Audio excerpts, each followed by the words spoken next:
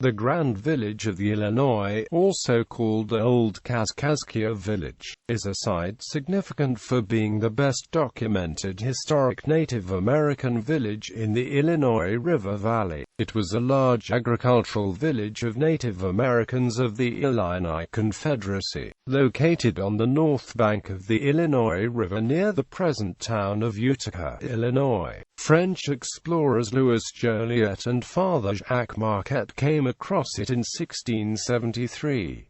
The Kaskaskia, a tribe of the Illiniwek people, lived in the village. It grew rapidly after a mission and fur trading post were established there in 1675, to a population of about 6,000 people in about 460 houses. Around 1691 the Kaskaskia and other Illiniwek moved further south, abandoning the site due to pressure from an Iroquois invasion from the northeast. The historic site is owned by the U.S. state of Illinois.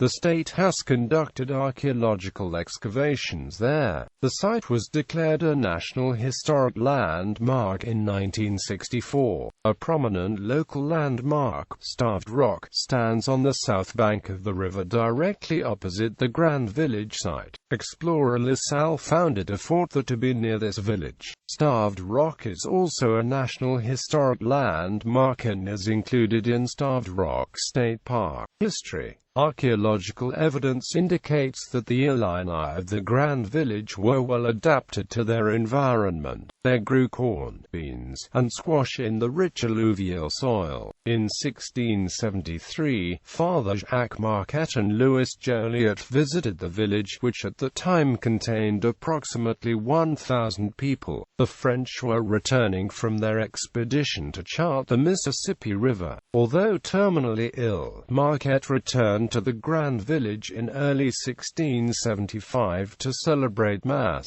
and found the mission of the Immaculate Conception of the Blessed Virgin. The French called the village both the Grand Village of the Kaskaskia and Levantum. The Native Americans of the Eastern woodland culture were severely affected by epidemic infectious diseases brought to North America from Europe, as they had no natural immunity.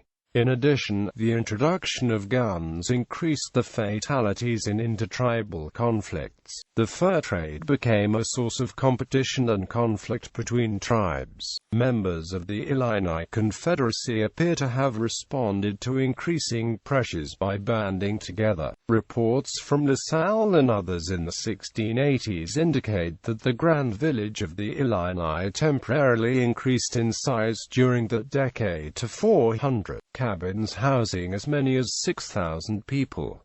This village proved to be unsustainable in size. LaSalle and Henry de Tonty also established Fort St. Louis on the butte now called Starved Rock across the river, where a village near the rock's base called Hotel Plaza developed. The inhabitants of the Grand Village largely dispersed under pressure from invading Iroquois bands. Many likely moved to the regions around Peoria, Cahokia, and Kaskaskia, Illinois. These three towns were named after constituent tribes of the Illinois Confederacy. Folklore. The European pioneers did not have a clear idea what had happened to the people of the Herd Village. After the villages dispersed, a tale was repeated in local folklore that members of the Illini Confederacy had been pinned by tribal enemies to a last stand atop Starved Rock. Hopelessly surrounded, the brave villagers refused to surrender and supposedly perished of starvation. It was said that this was how Starved Rock got its name. Tonty, in one tale, attributed to the French and Indians.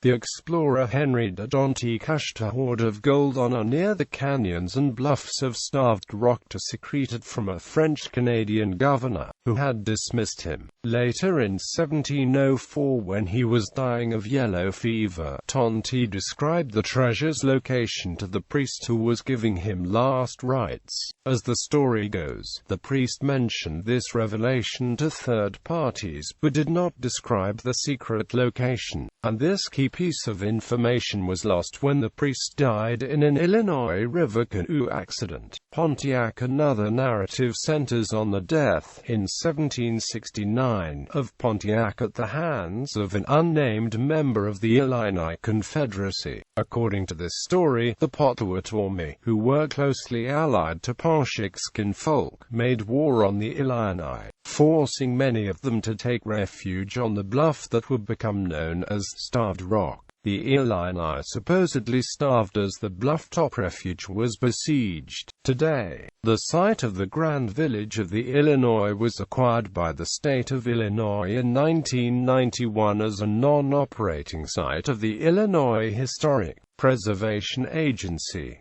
As of 2012, it is not open to the public.